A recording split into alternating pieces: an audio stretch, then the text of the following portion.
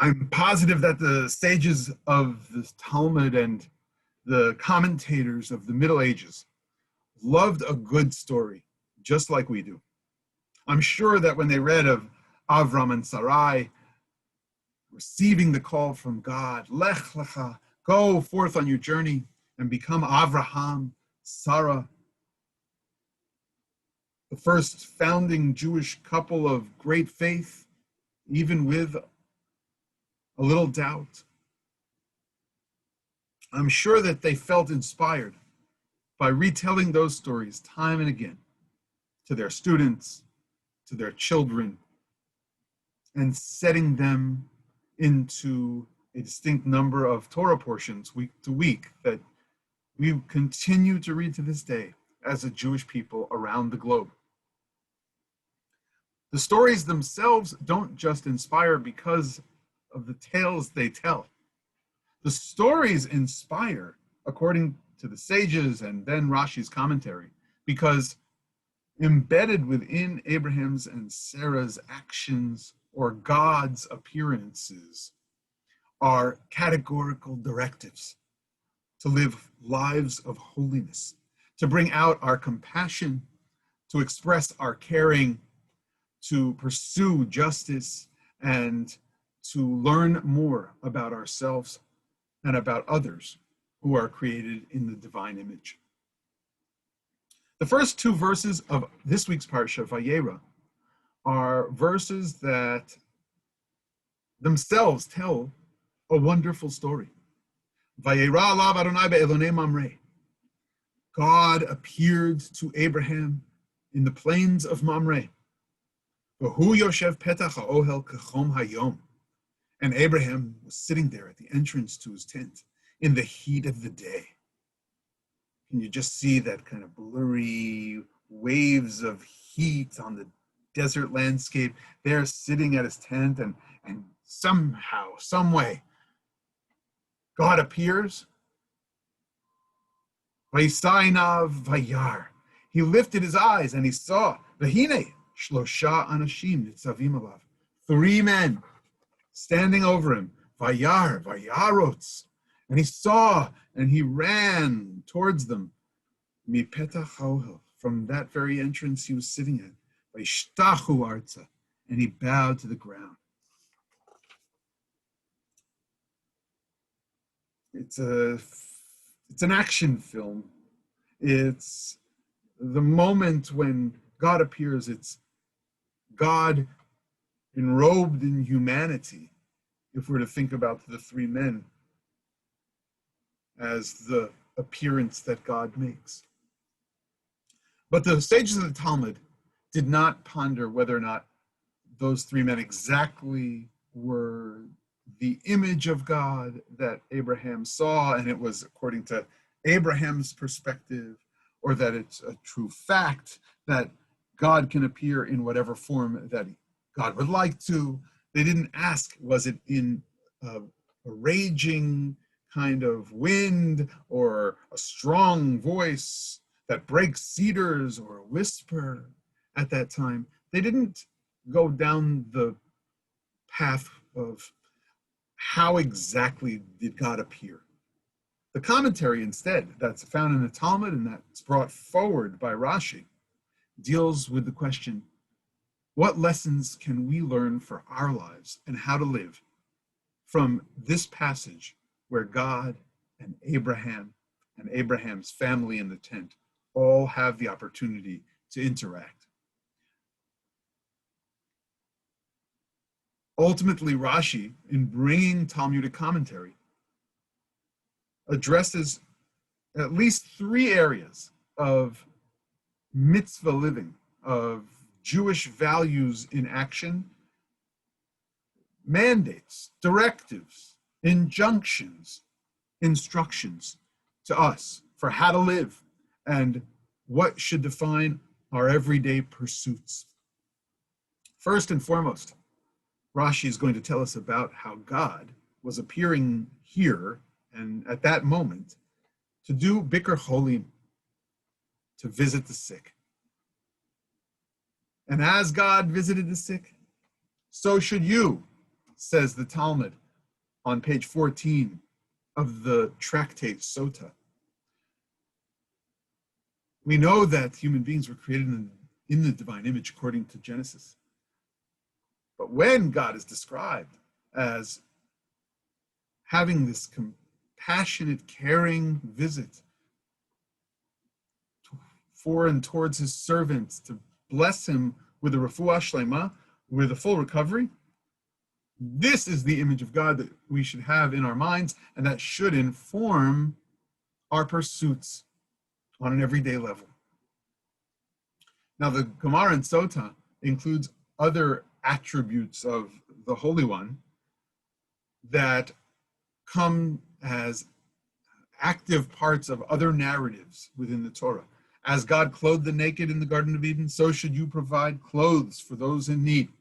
As God came to bury the dead when it came to Moses, so should you attend to those who die in your community and be sure to comfort the mourners as well. Living in the divine image is the essential message that comes forward in reading Rashi's commentary on the first verse. No questions about whether it's a dream or a vision, how God's voice sounded, or whether it was more Kabbalistic or mystical, with some kind of aspect of divine attribute playing first and foremost role as the God of Abraham at this moment. No, God appears 3 days after Abraham's circumcision to visit the sick, as you should as well. And interestingly, Rashi's commentary brings forward that teaching that's found in Bava Metzia in the Talmud, that Rabbi Chama Bar Chanina said, Yom Shlishi Lemilato Haya. It was the 3rd day from when he was circumcised. And we know that fact from chapter 17. Rashi's connecting what happened at the end of last week's Parsha to the beginning of this week's Torah portion. 3rd day, is that just information?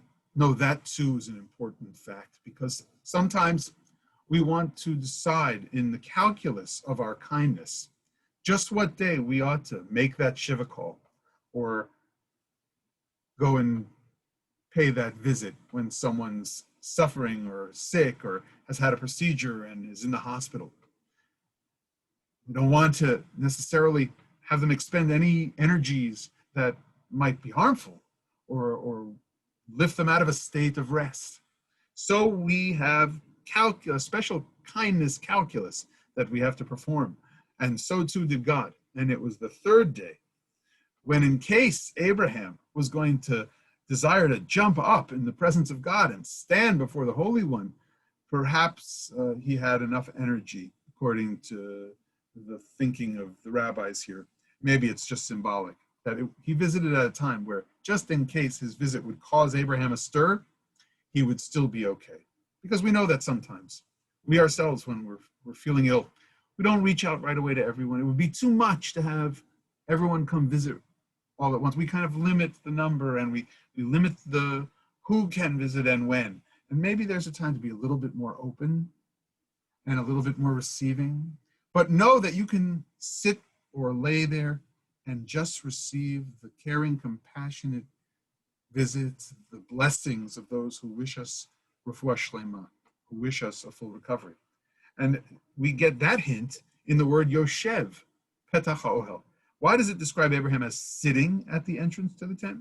Because when God came, God needed Abraham to know it's okay. He said, Shev, you sit there. The Holy One said this to Abraham. I'll stand. V'ani e'emod. Let me do the mitzvah of visiting you, to provide you as much compassion, care, blessing as I can in your moment of suffering. As you ail, let me take just a little away. And the Gemara says we take 1/60th away with us when we make that Bikur Cholim, when we make that visit. But it's to say that we add, I think, a little bit of that feeling of chiyut, of that life force that someone can feel. Abraham, by the way, felt enough life force to get up from the entrance to his tent. So committed was he to welcoming guests that this image of God that he saw, these three visitors who came, crossed the entrance to his tent, he got up and went towards them, and he bowed down low. Now that's not a mandate to immediately have to get up and receive visitors who are coming for Bikur Cholim. But that is another part of the story right away at the beginning of our Parsha in chapter 18, verse 2, that says, couldn't it make you feel so much better if you were willing to invite others into your home and care for them as others have cared for you? That cycle of reciprocity that can sustain us as we receive, so we can give. I think this is why Abraham's actions are so closely situated in verses 1 and 2 of chapter 18 in Genesis. In verse 2, he has to get up. He's compelled to get up. He's compelled to do the act of welcoming guests. For that example of giving as much as one receives. The Gemara goes on to say that welcoming guests is more important than receiving or paying attention to the Shekhinah, to the divine presence. Here, of course, the three, some say they're angels, some say they're men. To me, they are the image of the divine. And when we receive people into our tents, into our homes, into our lives, we increase life force, chiyut itself. And that, of course, I think both helped heal Avraham in this moment, as well as sets us on a course in our lives for pursuing the categorical mitzvah momentum that we need to build.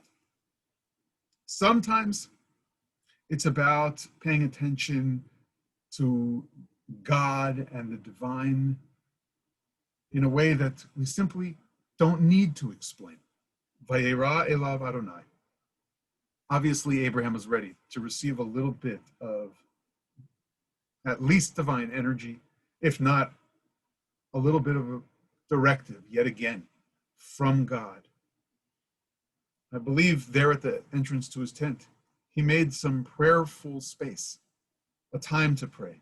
And if it was about his own healing, remember, we can say Misha Berach for ourselves as we do for others who are ill, Kol HaCholim. But Abraham made space for God. And then God appeared. God came to do Bikur Cholim. God came to visit the sick. A mandate for us, a mitzvah mandate. Are we good at reaching out when those we love are ill? Have we figured out what way we could bring a little bit of life, of blessing for healing to those we care about, to those in our community? And even in this crazy time, this pandemic, perhaps there are ways that we can still do the mitzvah of hachnasat orchim, of welcoming guests. In what strange way has God provided us that opportunity, or will God provide that opportunity? What use of technology can we make to welcome others into our homes or into our lives? There's been a little bit more intimacy. People have made mention of seeing one another on Zoom screens in the very spaces that we call our own or our homes. That welcomeness that we make. That's, by the way, not to say that sometimes virtual backgrounds can be very fun and create a lot of good conversation, as they have time and again on Zoom meetings. But when we welcome each other into one another's tents and we share space, even on these Zoom screens, it creates a sense of intimacy, of learning from one another and with one another, and ultimately the pursuit of righteous paths in our lives to fill our days. When we read Torah, the stories stand to inspire our deep connections to our great, great ancestors, to Am Yisrael, to the Jewish people, and to all of God's creation. When we see the scenes and picture those moments in the hot desert, when God sent those men, those angels, when Sarah and Abraham prepared that wonderful meal, it does connect us not only to the stories of their lives, but to the unfolding stories of our own. May we have the strength to visit those who are ill and bless them with comfort and with strength and with healing. And do Bikor Cholim, as the Torah is mandating in this week's Parsha. May we have the power to say, sit, don't get up, stay put, let me attend to your needs. And do so for all those who are in need of help. And may we open our hearts, if not our homes, to welcome guests, to welcome each other, so that we can live up to what Sarah's and Abraham's commitments were when they established the first Jewish tent in the Holy Land, the Promised Land.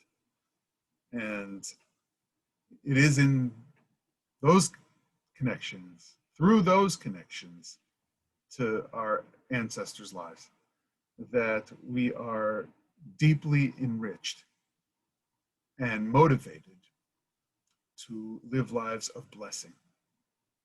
Shabbat Shalom.